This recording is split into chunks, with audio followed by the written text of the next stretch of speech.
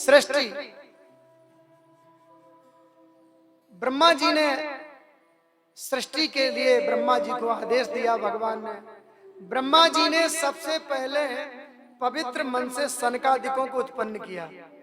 सनकादिक अभी बात कही थी, सनक सनंदन सनातन सनत कुमार।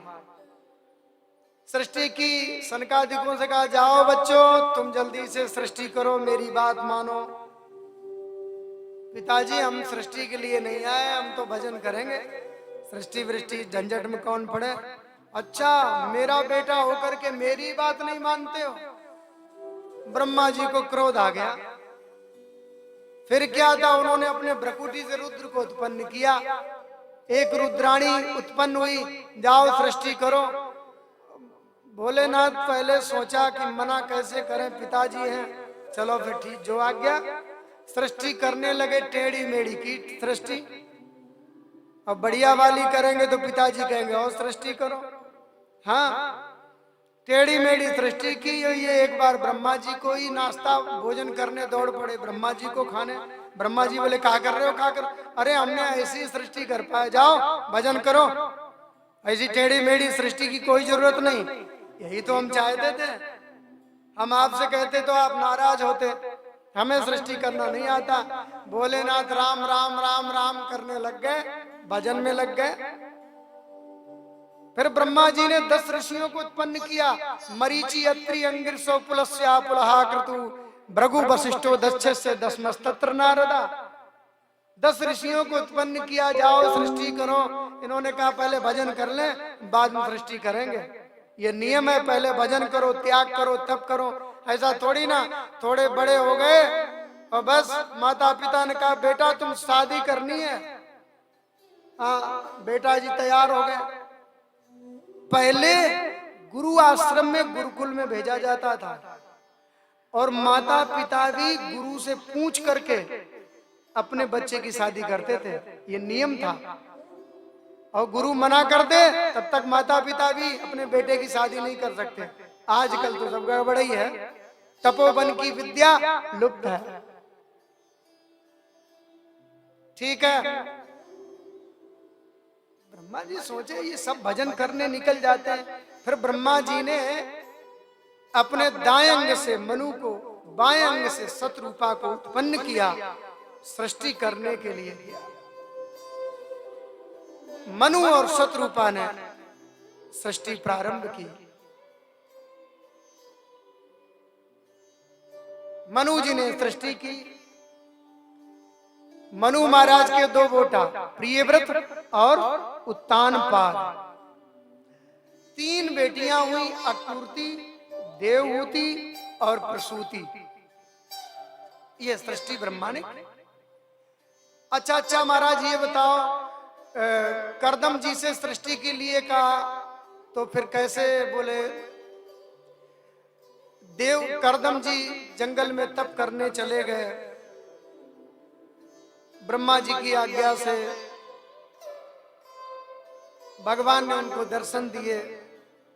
सब लोग इस कथा को सुन चुके हैं। मैं पितामह की आज्ञा का पालन करना चाहता हूँ। प्रिय करदम, इसकी व्यवस्था मैं पहले ही कर देता हूँ। अच्छा तुम्हें विवाह करना है? वैसे तो इच्छा नहीं है, लेकिन पिताजी की आज्ञा का पालन करना है। और सुनो, मैं गृहस्थ में तो चला जाऊंगा, पर मुझे भोग पत्नी नहीं, मुझे योग पत्नी चाहिए। गृहस्थ नहीं, मुझे सत्संग चाहिए। करदम जी ने यहाँ पर भगवान से वार्तालाप की। आज के तीसरे दिन मनु महाराज आएंगे। फिर मनु महाराज जी चले गए, नारद जी बीच में थे। देवहूति करदम का विवाह, 9 कन्याएं हुई। कालांतर में कपिल का जन्म हुआ। ब्रह्मा जी आ गए ऋषि पुत्रों के सहित। 9 ऋषियों के साथ इन 9 कन्याओं का विवाह हो गया। मरीचे कलाप्रदा धनुषुया मथात्रे श्रद्धा मंगी रसे अच्छे पुलस्याय हविर्भुवा पुलहाय गतिम युक्ताम कृतवे चा क्रिया सतिम ख्यातिम चा भ्रगवे अच्छे वशिष्ठाय अरुंधतिम। अनुसुईया को कौन नहीं जानता, वशिष्ठ की पत्नी अरुंधति को कौन नहीं जानता, ये कर्दम की ही बेटी हैं। विवाह कर दिया 9 ऋषियों के साथ। कर्दम जी कपिल भगवान से आज्ञा लेकर के जंगल में तप करने के लिए चल पड़े। कपिल भगवान ने आदेश दे दिया, गच्छ कामम मया पृष्ठो मयि संन्यस्त कर्मणा जित्वा दुर्जयम मृत्यु मृतत्वाय माम भजा।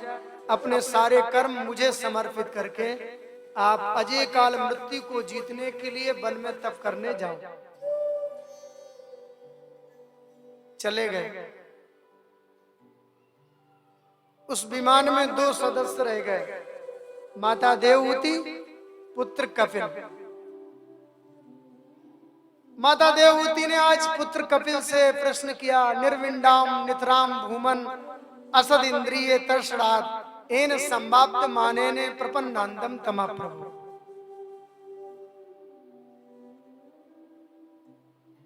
ताम त्वा गताहम शरणम शरण्यम सौव्रत संसार तरो कुठारम जिज्ञासाहम प्रकृते पूर्वस्य नमामि सद्धर्म विदाम वरिष्ठम। मैंने संसार में इतने सुख भोगे हैं, संसार में कोई स्त्री कल्पना भी नहीं कर सकती। आखिर मनु महाराज की पुत्री हूं। पिता मनु महाराज ने राजमहल में हमें सारे संसार के सुख दिए। विवाह हुआ, कर्दम जैसे पति मिले, परम ज्ञानी, परम त्यागी, विरक्त। उन्होंने विमान में सारे सुख प्रदान किए। इतने सुख भोगने के बाद भी आज भी मेरी इंद्रियां अतृप्त हैं। प्रत्येक इंद्रियां आज ही विषयों की ओर जा रही हैं। अब मैं इंद्रियों के विषय सुख भोगते भोगते थक चुकी हूं। अब मुझे इससे छुटकारा चाहिए, इसलिए मैं आपकी शरण में आई हूं, क्योंकि मुझे मालूम है कि आप कौन हैं। मुझ जैसे विषयासक्त प्राणी के ग्रस्त जीवन में आकर के वास्तविक हे प्रभु आपने भक्ति का मान बढ़ाया है। मैं तो इसके योग्य नहीं थी।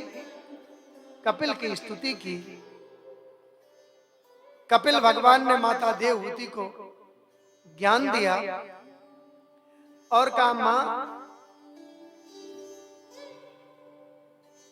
इसके लिए अष्टांग योग की व्याख्या की।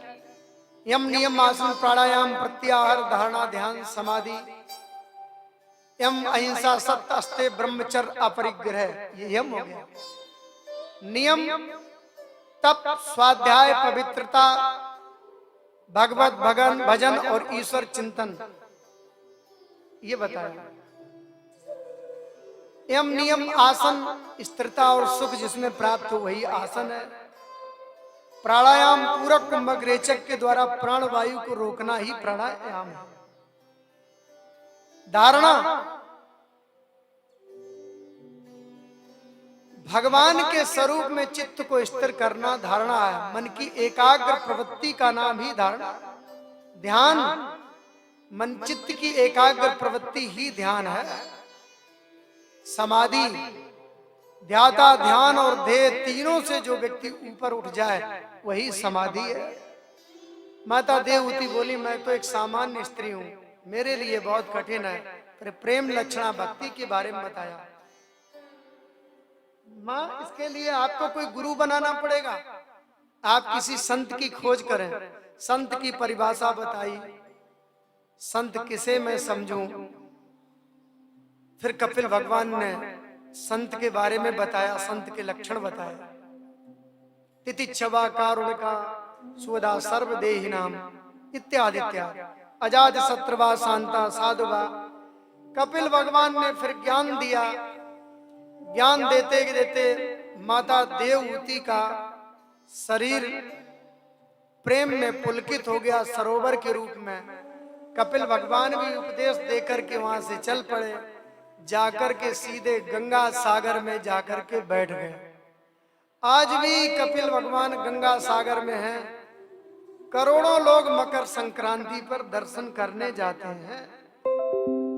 हम लोग कहते हैं ना, सब तीर्थ बार बार गंगा सागर, तो वहां गंगा सागर में कपिल भगवान के दर्शन होते हैं, ऐसा वर्णन है। बोलो जय श्री कृष्ण।